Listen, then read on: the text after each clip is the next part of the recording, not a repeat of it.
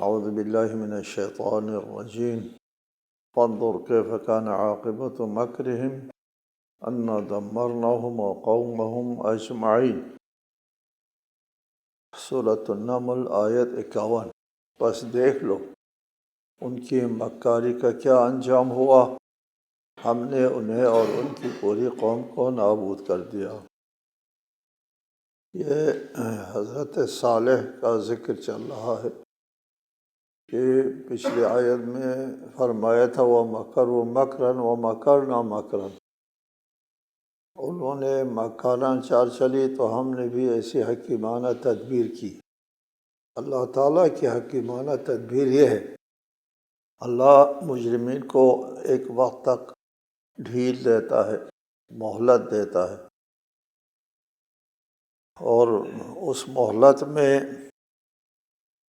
اللہ کے اوپر ایمان لانے والے ایمان لاتے ہیں اور کفر پر ڈٹ جانے والے ڈٹ جاتے ہیں، اور اس مہلت کے اثناء میں حجت پوری ہو جاتی ہے۔ حجت کے پوری ہونے کے بعد، مہلت ملنے کے بعد، اللہ تعالیٰ اپنا عذاب لے آتا ہے۔ یہ اللہ تعالیٰ کا حکیمانہ تدبیر ہے۔ لیکن ان لوگوں کے مکارانہ چال کا نتیجہ یہ ہوا انا دمرناہم، ہم نے ان کو نابود کر دیا اور اس کے قوم کو سب کو نابود کر دیا۔ فتلک بیوتہم خاویۃ بما ظلموا ان فی ذلک لآیۃ لقوم یعلمون، بس ان کے یہ گھر ان کے ظلم کے نتیجے میں ویران پڑے ہیں، اس میں علم رکھنے والوں کے لیے ایک نشانی ہے۔ خاویہ کہتے ہیں خالی کو، الخوا کا معنی ہوتا ہے خالی ہونے کے۔ ان کے گھر جو ہے ان کے باشندوں سے اب خالی ہیں، سب جو ہے وہ مر گئے ہیں اور خالی گھر جو ہے وہ موجود ہے۔ یعنی اس قسم کی تباہی تھی، اس تباہی کے نتیجے میں وہ گھر کے مکین جو ہے وہ تباہ ہو جاتے تھے اور گھر سالم رہ جاتے تھے، تاکہ دیکھنے والوں کے لیے عبرت ہو۔ اور اس میں اللہ تعالیٰ کی ربوبیت پر آپ سے میں ہمیشہ کہتا ہوں، قرآن مجید میں ان فی ذلک لآیۃ، آیت ہے آیت ہے آیت ہے، قرآن کے اول سے لے کر آخر تک آیت آیت۔ اگر کس چیز کی آیت؟ اللہ تعالیٰ کے وجود کی آیت کہ اللہ موجود ہے اس کی آیت ہے، یا اللہ تعالیٰ کی ربوبیت کی آیت ہے، اللہ کی مدیریت کی آیت ہے۔ یہ ہے ان لوگوں کے مقابلے میں جو لوگ اللہ تعالیٰ کے وجود کے منکر نہیں تھے، اللہ کو خالق سمجھتے تھے، اللہ تعالیٰ کی مدیریت کے منکر تھے، اللہ کی ربوبیت کے منکر تھے۔ رب بھی مانتے تھے لیکن رب الارباب مانتے تھے، براہ راست اللہ رب نہیں ہے، ہمارے رب کا رب ہے۔ لیکن اس میں ایک نشانی ہے کہ اللہ تعالیٰ ہی رب ہے، اللہ تعالیٰ کے سوا کوئی معبود نہیں ہے۔ اللہ کی ربوبیت، اللہ کی معبودیت اور اللہ تعالیٰ کی مدیریت اور تمام کائنات کے اوپر اللہ تعالیٰ کی حکم فرمائی ہے، اس کی علامت ہے، اس کے اوپر معجزہ ہے۔ قرآن مجید میں جہاں بھی لآیۃ آیا ہے یا لآیۃ، تو وہاں پر یہ توجہ کرو کس چیز کی آیت ہے۔ وَأَنْجَيْنَا الَّذِينَ آمَنُوا وَكَانُوا يَتَّقُونَ، اور ہم نے ایمان والوں کو نجات دی اور وہ تقوی کرتے تھے۔ پہلے آپ کو بتایا یتقون، وہ بچتے تھے اللہ کے غضب سے، اللہ کے عدل سے وہ بچتے تھے، اور بچنے والے اپنا بچاؤ کرتے تھے، تو ظاہر ہے کہ وہ لوگ اس خطرات سے بچ گئے، عذاب سے بچ گئے، اور وہ لوگ زندہ رہے۔ باقی سب جو ہے وہ ایک عذاب کے تحت مر گئے، نابود ہو گئے۔ وَلُوطًا إِذْ قَالَ لِقَوْمِهِ أَتَأْتُونَ الْفَاحِشَةَ وَأَنْتُمْ تُبْصِرُونَ، اور لوط کا بھی ذکر کرو جب کہ انہوں نے اپنے قوم سے کہا کیا تم بدکاری کا ارتکاب کرتے ہو حالانکہ تم دیکھ رہے ہوتے ہو۔ قوم لوط کا جرم ایک منفرد قسم کا جرم تھا تمام دنیا میں۔ ان لوگوں نے بہت بدترین رسم اور رواج کا وہ کیا، اجرا کیا، اور وہ محفل جماتے تھے، محفل،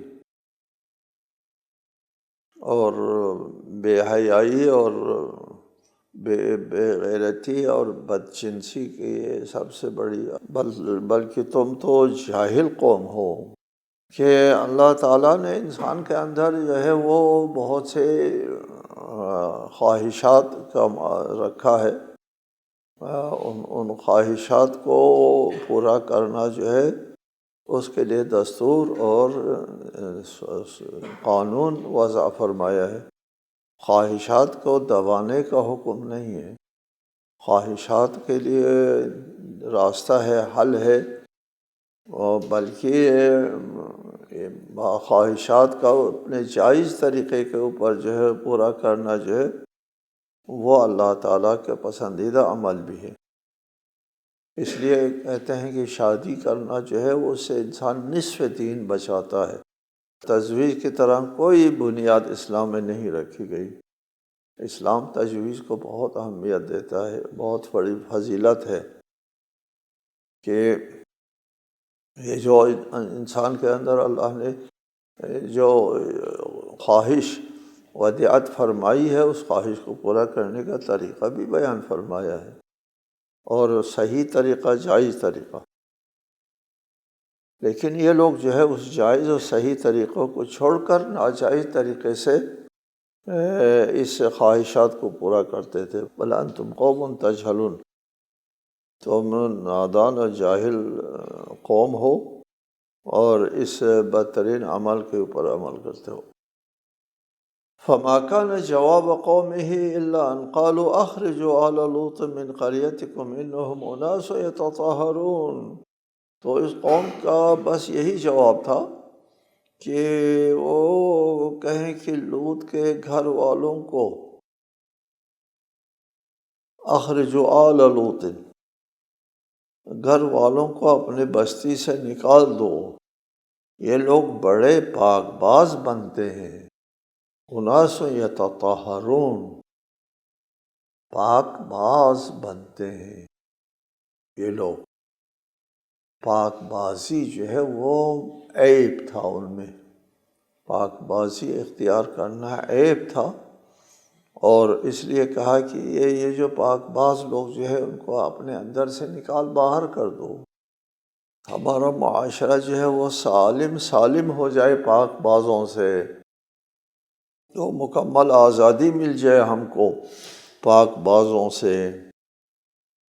یہ ایک عجیب قسم کی مثال ہے کہ قوم لوط نے ان کو پاک باز کہنے کے باوجود اناس یتطہرون، پاک باز ہیں یہ لوگ، یہ پاک باز رہنا چاہتے ہیں،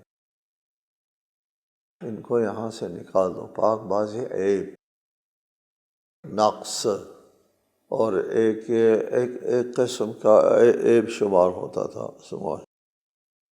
آج کے معاشرے میں ہم یورپ کے اور باقی دنیا کے یورپ زدہ لوگوں میں اس معاشرے میں یہی چیز دیکھتے ہیں آج بھی۔ ہم کو تاریخ کے اوپر تعجب نہیں کرنا چاہیے۔ اپنے مغرب اور مغرب زدہ معاشروں میں ہم روز مشاہدہ کرتے ہیں کہ یہاں پر پاک بازی اور طہارت اور غیرت و عزت و ناموس کے اوپر جو ہے وہ عمل کرنا جو ہے وہ معیوب شمار کیا جاتا ہے۔ یہ تقیانو، یہ رجعت پسند، یہ کوتا فکر، یہ جنگلی لوگ، ان کو نئے تمدن کا اصلاً احساس تک نہیں ہے، اور عورتوں کو پردے میں رکھتے ہیں۔ دیکھو عیب شمار کرتے ہیں خواتین کو پردے میں رکھنا۔ اور یہ دیکھو ان معاشروں میں، آپ کو علم ہے کہ مغرب کے معاشروں میں 3 4 5 6 تک جو اگر فرینڈز نہیں ہے، دوست نہیں ہے، تو وہ خاتون کے لیے عیب ہے کہ آخر یہ کوئی خاتون ہے، اس کو کوئی کشش بشش نہیں ہے، ان کے دوست نہیں ہے، یار نہیں۔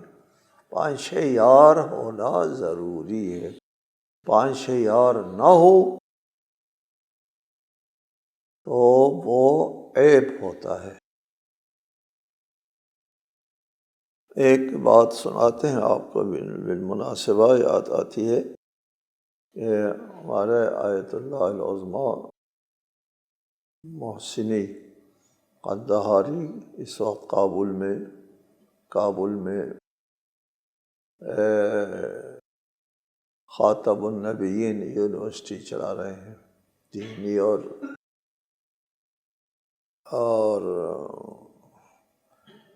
روایتی یونیورسٹی ہے۔ بہت بڑی علمی شخصیت ہے، بہت مضبوط مجتہد ہے، مضبوط ترین مجتہد۔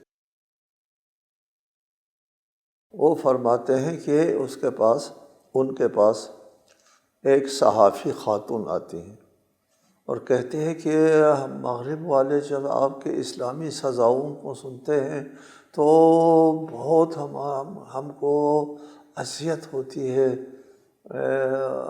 ہم وحشت زدہ ہوتے ہیں کہ اس قسم کے شور کا ہاتھ کاٹو اور اس کے لیے کوڑے مارو، اور یہ اس قسم کی سزائیں سن کر کے ہم دہشت زدہ ہوتے ہیں۔ آپ نے نغزی جواب فرمایا خاتون، آپ اسلامی سزاؤں کو سن کے دہشت زدہ ہوتے ہیں، تعجب ہوتے ہیں، ہم کو آپ کے معاشرے کی بے غیرتی دیکھ کر کے دہشت زدہ ہوتے ہیں، حیران ہوتے ہیں کہ آپ کے ہاں 2 3 5 6 اگر یار نہیں ہیں تو وہ خاتون کے لیے عیب ہے۔ ہم یہ باتیں، یہ خبریں سن کر کے مدہوش ہو جاتے ہیں۔ تو وہ خاتون دفاعی پوزیشن میں آ گئے، کہا میں تو اپنے باپ کی شکل کی ہوں، یعنی میں حلال زادہ ہوں، میں تو اپنے باپ کی شکل کی ہوں۔ ٹھیک ہے جی، یہ ہے اس دنیا میں معیوب ہے ایک عورت کے پاس 5 6 یار نہ ہو۔ فَأَنْجَيْنَاهُ وَأَهْلَهُ إِلَّا امْرَأَتَهُ قَدَّرْنَاهَا مِنَ الْغَابِرِينَ۔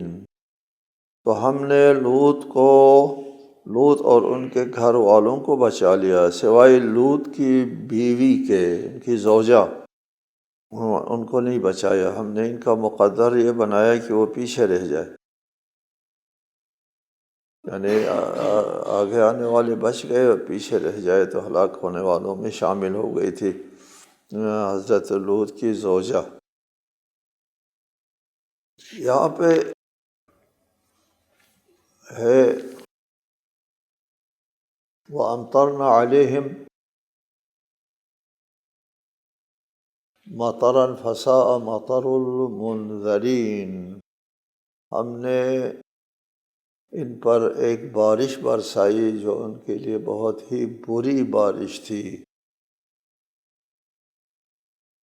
یہ بری بارش ہے ان کے لیے جنہیں تنبیہ کی گئی۔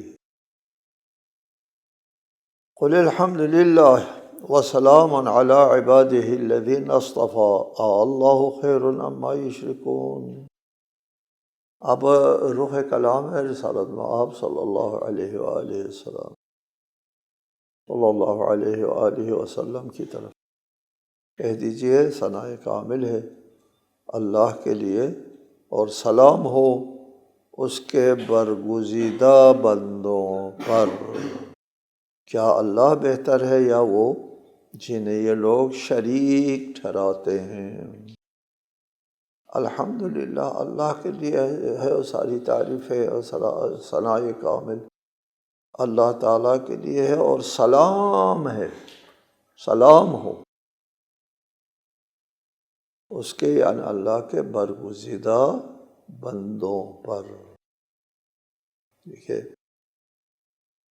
اللہ کے حمد و ثنا کے بعد اپنے برگزیدہ بندوں پر سلام ارشاد فرماتا ہے۔ یہ بہت بڑی بات ہے نا کہ اللہ تعالیٰ سلام کہتے ہیں، سلام ہے میرے منتخب برگزیدہ بندوں پر۔ کون ہوتے ہیں برگزیدہ بندے؟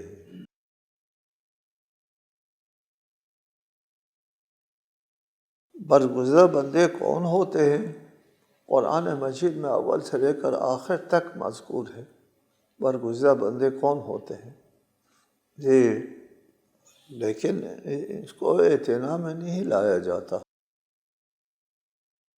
ہمارے زمانے میں۔ یہاں فرمائے نا علی عبادہ الذین اصطفیٰ، ان بندوں پر سلام ہو جو برگزیدہ ہے۔ کون برگزیدہ؟ الا اللہ اصطفیٰ، اللہ نے برگزیدہ کیا ہے آدم و نوحا و آل ابراہیم و آل عمران علی العالمین۔ اللہ نے برگزیدہ کیا ہے نوح کو، آل ابراہیم کو، آل عمران کو عالمین پر۔ ذریۃ بعضھا من بعض واللہ سمیع علیم، جو ایک دوسرے یہ اولاد ہے وہ برگزیدہ فرمایا، وہ اولاد جو ایک دوسرے کی نسل سے ہے۔ جی، اولاد سے مراد یہ نہیں کہ وہ استاد شاگرد والے اولاد یا کسی اور حوالے سے اولاد ہے، وضاحت فرمائی وہ اولاد جو ان کی نسل سے ہے۔ جی، ان کے نسلی صلبی اولاد، ورنہ کیا کرتے ہیں اولاد سے یہ مراد ہے، اولاد سے یہ مراد ہے، جیسے یہ کہا جاتا ہے وہ جیسے استاد کہتے ہیں شاگردوں سے میرے اولاد، تم میری اولاد ہو وغیرہ، اس طرح کے وہ کرتے ہیں تعویل شاویل، کوئی گنجائش نہیں چھوڑی۔ وہ اولاد جو ایک دوسرے کی نسل سے صلبی اولاد، یہ اللہ تعالیٰ نے برگزیدہ کیا ہے انبیاء کو اور انبیاء کی اولاد کو۔ جی، اولاد کو برگزیدہ کیا ہے۔ بہت آیات ہیں نا قرآن مجید میں کہ ہم نے انبیاء کو اور انبیاء کے اولاد کو منتخب کیا ہے۔ اور اس سلسلے میں ہم نے اپنے مناسب جگہ پر اس بات کے اوپر گفتگو کی ہے کہ اللہ تعالیٰ اپنے اس امانت کو اہل کے پاس ودیعت فرماتا ہے، وہ اس لیے کہ اس کی اہلیت میں نسلی وراثت کو بہت بڑا دخل ہے۔ جی، یہ بات آج کل کی دنیا میں لوگوں کے اوپر واضح ہے کہ نسلی جو خاصیت، جو طبیعت، جو مزاج، جو اہلیت، جو امانت اور نسلاً بعد نسل جو ہے وہ وراثت منتقل ہوتی ہے، وہ بہت اہم ہوا کرتا ہے انسان کی شخصیت کے اوپر۔ تو اللہ تعالیٰ اپنے اس امانت کو اللہ برگزیدہ کرتا ہے کسی کو، تو پھر یہ ہے انبیاء اور انبیاء کی اولاد بھی صلبی اولاد، ذریۃ بعضھا من بعض۔ جی، صلبی اولاد کو اللہ تعالیٰ نے برگزیدہ کیا ہے۔ اللہ خیر اما یشرکون، کیا اللہ بہتر ہے یا یہ جس کو یہ لوگ شریک بناتے ہیں، یہ بہتر ہے؟ آپ کہہ سکتے ہیں اے اللہ، آپ اور یہ جو شریک ان کا مقابلہ آپس میں، اگر یہ کوئی مقابلہ ہوتا ہے جی، اللہ کی عظمت کہاں اور یہ جو بت ہے، بت شریک، اس کی کیا حیثیت ہے کہ اللہ خیر عما یشرکون؟ جواب یہ ہے درست ہے، اللہ اور اس کے درمیان کوئی موازنہ نہیں ہے، لیکن یہ مشرکین اس کو اللہ کے مقابلے میں رکھتے ہیں۔ جی، یہ مشرکین جو ہے وہ پہلے بتایا آپ کو، مشرکین کی منطق یہ ہے کہ کہتے ہیں کہ کوئی بشر جو ہے اللہ کا نمائندہ نہیں ہو سکتا، لیکن پتھر معبود ہو سکتا ہے، یہ ہے ان کی منطق۔ تو ان کی منطق اور ان کی سوچ کے مطابق ارشاد فرمایا اللہ خیر عما یشرکون، کیا اللہ بہتر ہے؟ یہ اللہ خیر ہے، دو حمزہ ہوتا ہے نا یہاں، اللہ خیر، تو جب دو حمزہ ایک جمع ہوتے ہیں تو پھر یہ مد وہ مدغم ہوتا ہے، اللہ ہوتا ہے۔ امن خلق السماوات والارض وانزل لكم من السماء ماء فانبتنا به حدائق ذات بهجة ما كان لكم ان تنبتوا شجرها أإله مع الله بل هم قوم يعدلون۔ تمہارے شریک بہتر ہیں یا وہ جس نے آسمانوں اور زمین کو پیدا کیا اور آسمان سے تمہارے لیے پانی برسایا، پھر ہم نے اس سے پر رونق باغات اگائے۔ ان درختوں کو اگانا تمہارے بس میں نہ تھا، تو کیا اللہ کے ساتھ کوئی اور معبود بھی ہے؟ بلکہ یہ لوگ تو منحرف قوم ہیں۔ حدائق، حدیقہ کی جمع ہے، ہم اس کو مرغزار کہتے ہیں۔ حدیقہ اس قطعہ زمین کو کہتے ہیں جس میں پانی کا بھی کوئی تالاب ہوتا ہے۔ ذات بہجۃ، بہجہ خوشنمائی و فرحت و سرور کا ظہور، یہ اس کو بہجت کہتے ہیں، خوشنمائی ہو جس میں اور فرحت و سرور۔ یہ پانی اور سبزہ جب جو ہے ایک جگہ انسان دیکھتا ہے تو ایک فرحت اور سرور سا انسان کے اندر آتا ہے، اور یہ ہمارے روئے زمین کی جمالیات کا بہترین منظر شمار ہوتا ہے کہ پانی کا تالاب ہو، صاف و شفاف پانی کا تالاب بھی ہو اور سبزہ بھی ہو ساتھ ساتھ، یہ انسان کو مسرت دیتا ہے، فرحت و سرور دیتا ہے۔ امن خلق السماوات والارض، مشرکین کی طرف ہے پھر، کیا غیر اللہ جو ہے وہ تمہارے مشرکین برابر ہو سکتے ہیں اس ذات کے جس نے آسمانوں کو اور زمین کو پیدا کیا؟ ٹھیک ہے، یہ لوگ خود بھی قبول کرتے ہیں کہ ٹھیک ہے جی، زمین اور آسمان کو تو اللہ نے پیدا کیا ہے۔ ان سے مشرکین سے پوچھا جائے کہ یہ آسمان زمین کو کس نے پیدا کیا؟ وہ کہتے ہیں کہ اللہ نے پیدا کیا ہے۔ اچھا، لیکن یہ جو تمہارے شریک ہے اس کو یہ اللہ نے پیدا کیا، لیکن اللہ نے پیدا کرنے کے بعد ان شریکوں کے پاس ودیعت فرما دی، ان کو حوالہ کر دیا، تم پانی برساؤ، تم سبزہ اگاؤ، تم یہ کرو، اس لیے ہم ان ارباب کا پوجا کرتے ہیں۔ یہاں فرمایا کیا؟ وَأَنزَلَ لَكُم مِّنَ السَّمَاءِ مَاءً، ایک ہے نا آسمان اور زمین کو کس نے پیدا کیا؟ مشرکین اتفاق کرتے ہیں ٹھیک ہے اللہ نے پیدا کیا۔